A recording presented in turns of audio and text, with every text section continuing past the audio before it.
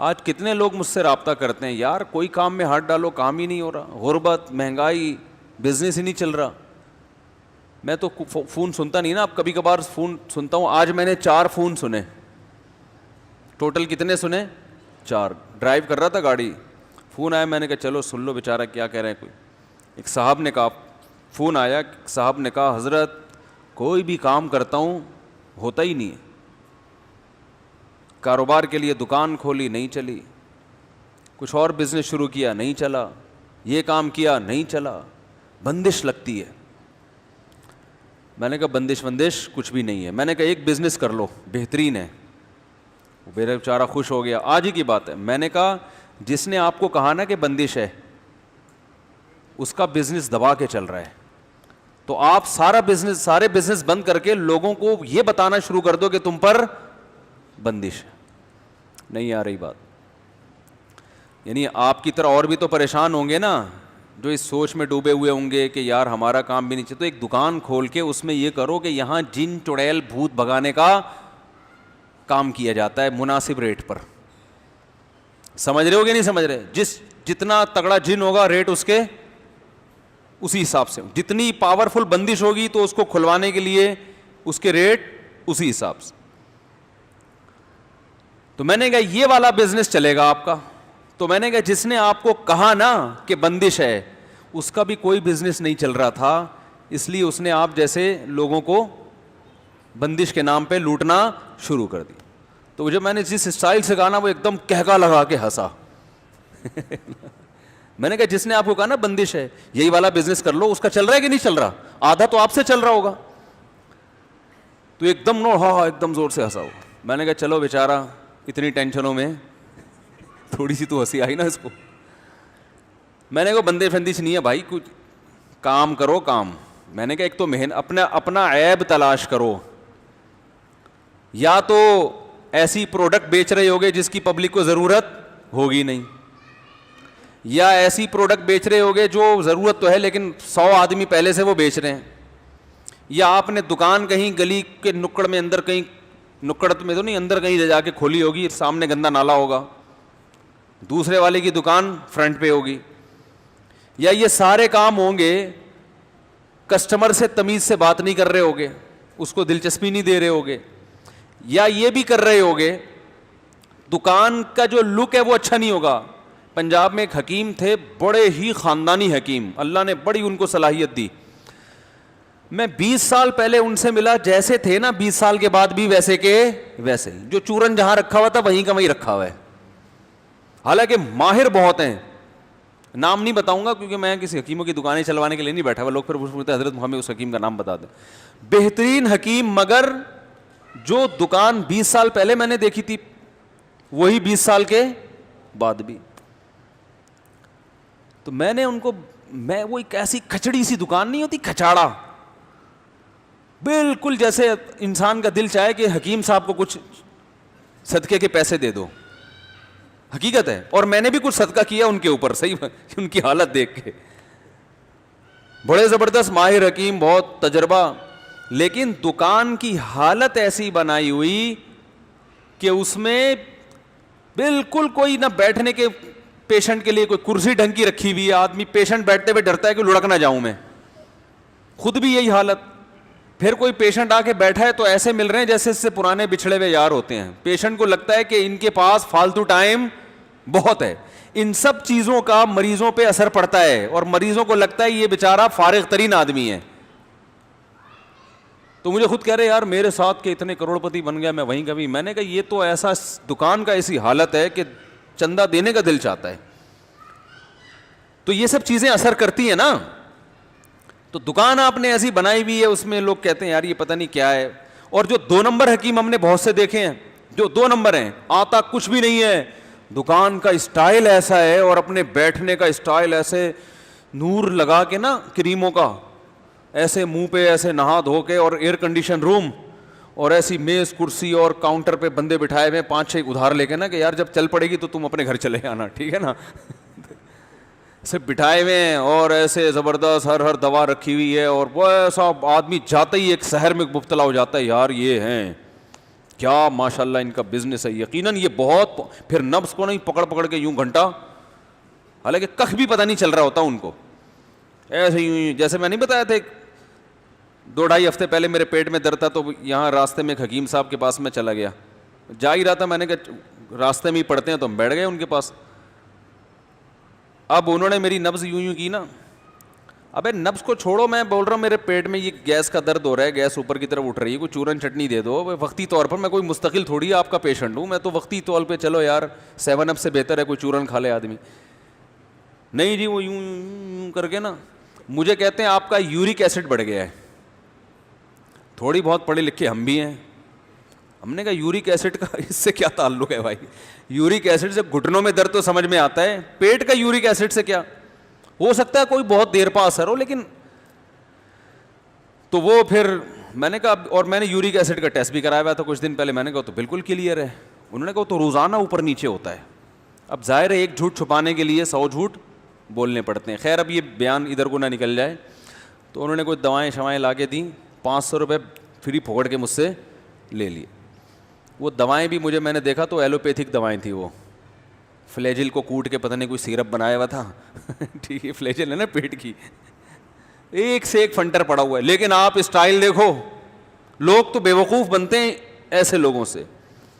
تو خیر میں نے ان سے کہا, وہ کہنے بندش. میں نے کہا بھائی آپ جو بزنس کر رہے ہو نا, آپ کے اندر کوئی فالٹ ہے. کسی پروفیشنل آدمی سے پوچھو بزنس کیسے. اتنا نہیں کہ ٹوپیاں کرانا شروع کر دو لوگوں کو, تو یا محنت نہیں کر رہے ہوگے, جو محنت کرنے کا ٹائم ہے وہ وظیفوں میں لگا رہے ہوگے, صحیح ہے نا؟ تو ایسے نہیں ہوتا. بات تجربے کی آئی ہے تو ایک اور بتا دوں, ایک صاحب کا کہیں بھی رشتہ نہیں ہو رہا تھا نا, وہ تو بہت ہی غمزدہ, مجھے کہنے یار جہاں جاتا ہوں رشتہ ہی نہیں ہوتا. میں نے کہا اسی منہ کے ساتھ جاتے ہو جو ڈیزائن آپ کا میرے سامنے ہے. رونے دو. کہہ رہے ہاں میں جا کے کہتا ہوں یار لڑکی والوں کے سے کہتا ہوں بھائی میرے کوئی شادی نہیں کر رہا, تو میں چاہتا ہوں آپ کی بچی سے میری شادی ہو جائے. تو میں نے کہا وہ اگلا سوچے گا کہ جب کوئی بھی لفٹ نہیں کرا رہا تو اس کا مطلب کچھ فالٹ ہے نا, تو میں کیوں کراؤں. میں نے کہا آپ جا کے بولا کرو میرے لیے رشتوں کی کمی نہیں ہے. رشتوں سے مراد ماں کا رشتہ بھی ہے, باپ کا رشتہ, جھوٹ بھی نہیں ہوگا نا, بہن کا رشتہ بھی ہے, بھائی کا رشتہ بھی ہے. اور میں نے کہا ڈبو کے مت کھانا, جب وہ چائے آپ کے سامنے پیش کریں تو بسکٹ اس میں ڈبو کے مت کھانا, ٹھیک ہے نا. تو وہ پھر تھوڑا سا اس میں انکار کا خطرہ ہوتا. خیر کہاں سے کہاں بات چلی گئی. تو بندش, چڑیل, جن, بھوت. ایک فون آیا وہ یہ.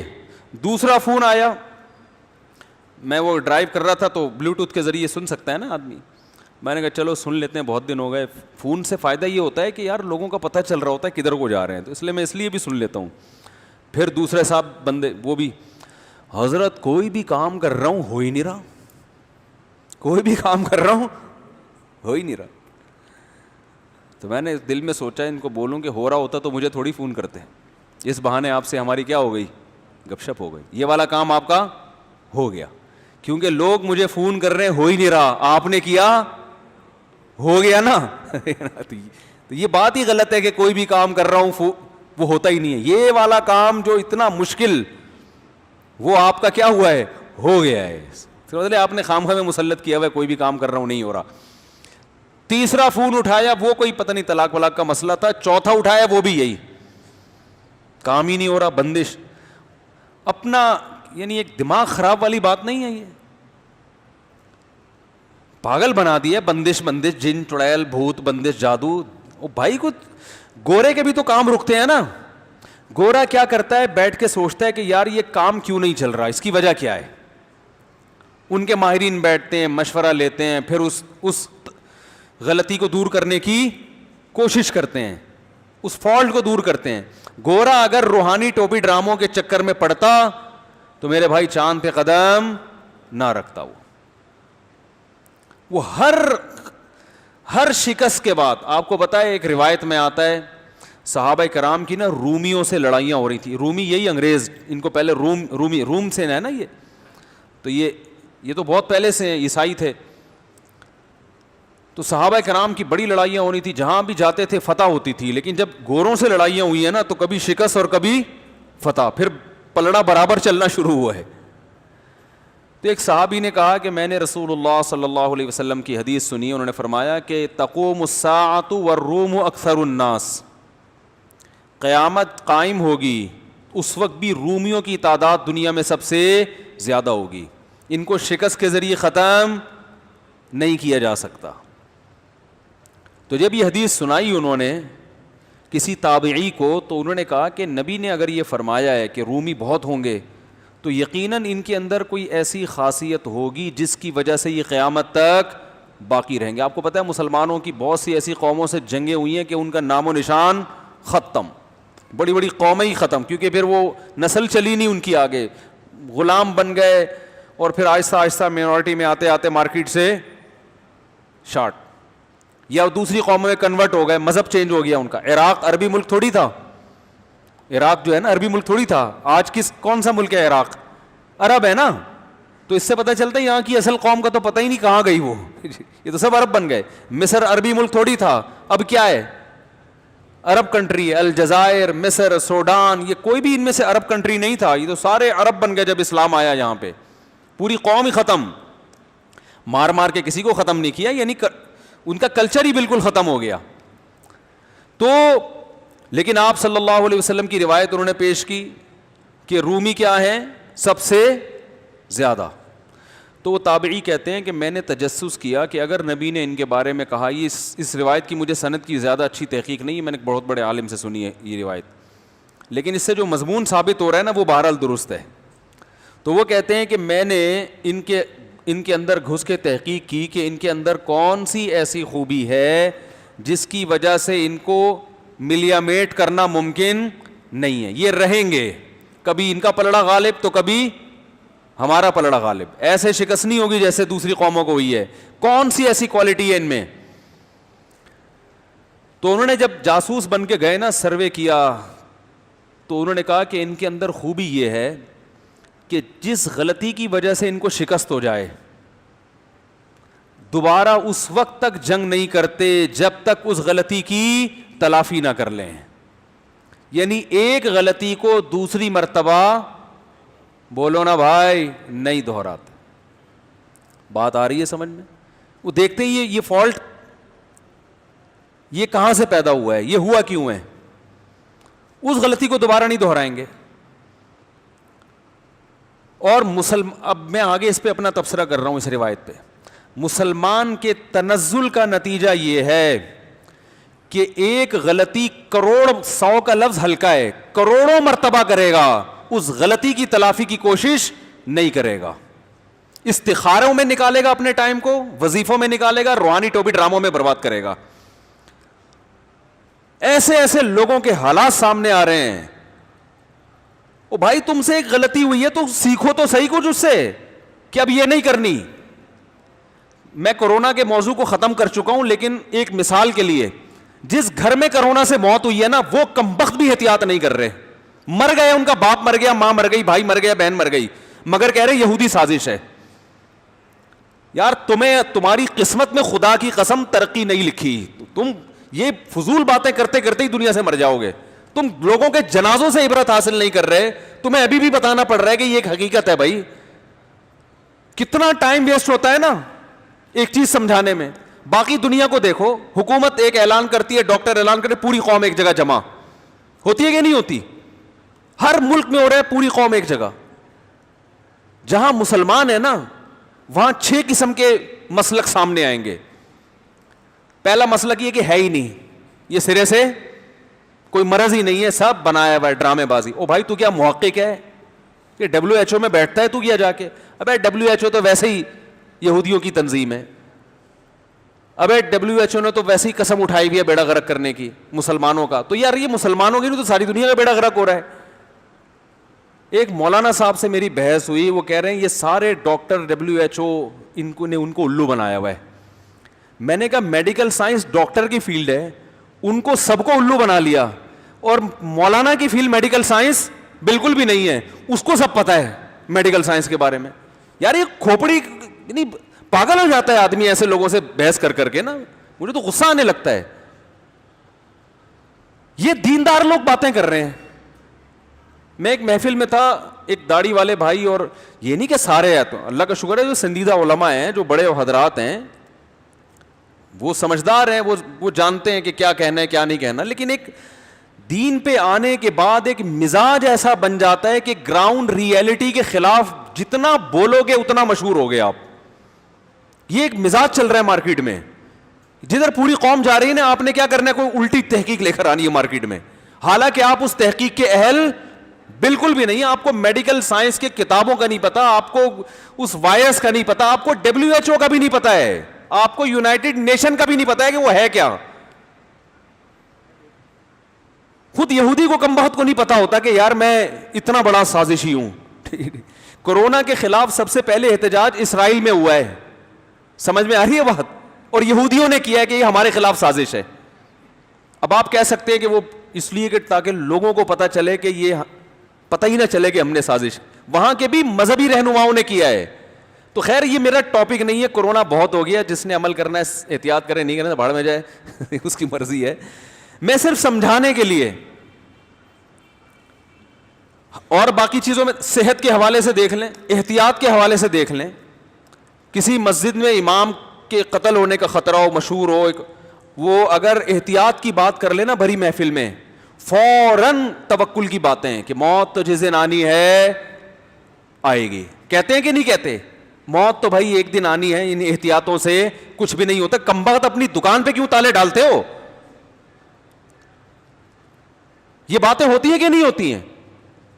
گورا احتیاط کرتا ہے. آپ کو پتا ہے جب امریکہ کا صدر پاکستان آ رہا تھا, 5 منٹ کے لیے آیا تھا صدر مشرف سے ملنے کے لیے, اس نے کہا تھا پاکستان میں سیکیورٹی پر, مجھے آپ کی سیکیورٹی پر اعتماد نہیں ہے, ایئرپورٹ کی لائٹیں بند ہوں گی, 5 منٹ سے زیادہ ٹھہروں گا. اس وقت حالات بہت ٹف چل رہے تھے, تو وہ پوری احتیاط کرتے ہیں. امریکہ میں اگر یہ اسمبلی جو ابھی موجود ہے کسی دھماکے سے اڑ گئی, آلٹرنیٹ اسمبلی ان کے پاس پہلے سے موجود ہے. نہیں آ رہی بات, کیونکہ وہ کہہ رہے ہیں اس بات کا امکان ہے کہ اسمبلی میں کوئی دھماکہ اور پوری کابینہ اڑ جائے. اگرچہ بہت سخت سیکیورٹی ہے, لیکن کہہ رہے ہیں اس سیکیورٹی کو توڑنا بھی, ورلڈ ٹریڈ سینٹر گر گیا نا, وہ کہہ رہے ہیں اس کا ممکن ہے. تو اگر ایسا ہوا تو ملک تو حکومت سے کیا ہو جائے گا, کوئی کابینہ نہیں ہوگی, ملک میں تو بدحالی ہو جائے گی. تو اس کا انہوں نے اتنے ذہین ہیں, اس کا پہلے سے انتظام کیا ہوا ہے کہ بالفرض ایسا ہوا ہے کہ ان کو پتا ہے کہ 100 سال میں بھی ایسا نہیں ہوگا, لیکن اگر ہو گیا تو کیا ہوگا. آلٹرنیٹ کابینہ ہے کہ اگر یہ مر گئے تو فوراً یہ لوگ ہیں جو ملک سنبھالیں گے. ہمارے یہاں کسی بندے سے پوچھو تو اگر مر گیا تو تیری بیوی بچوں کا کیا ہوگا, وہ کہے گا جس اللہ نے آج تک مجھے کھلایا میرے بیوی بچوں کو بھی وہ کیا کرے گا, کھلائے گا. بہت اچھی بات ہے, جب تجھے اللہ کھلا رہا ہے, کیا گھر میں بیٹھے بیٹھے تیرے منہ میں آگے نوالے ڈل رہے ہیں, یا تجھے اللہ رکشا چلانے سے کھلاتا ہے, ریڑھی لگانے سے کھلاتا ہے, تو ان کو اللہ بیٹھے بیٹھے کیوں کھلائے گا بھائی. آپ اپنی ذمہ داری پوری کرو, اس کے بعد اللہ پہ کیا کرو, توکل, کہ میں نے اللہ اپنی ذمہ داری پوری کر دی ہے, اب تیرا کام ہے.